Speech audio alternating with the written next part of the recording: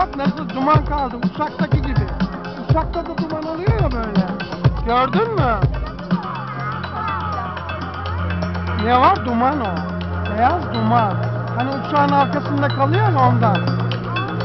Evet.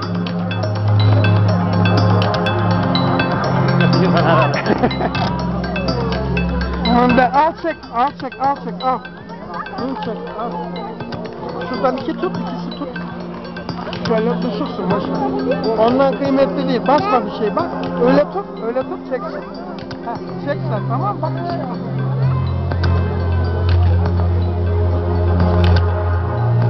Bir de sonra 10 tane alır. Yeter ki kırsın o. Bunun üstüne işte bunu da giydirir, sorun değil. Bak geliyor. Ay çok kolay ya.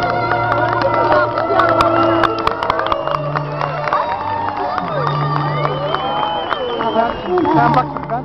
Suyuna bakayım. Taşına, toprağına, bin can feda bir tek dostuma. Bak bayrak gördün mü bayrak?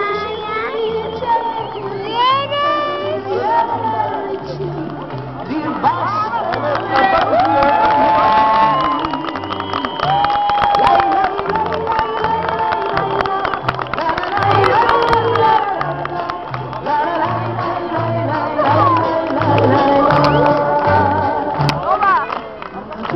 Uşağı mı çekiyorsun? Uşağı mı çekiyorsun? Aşıklar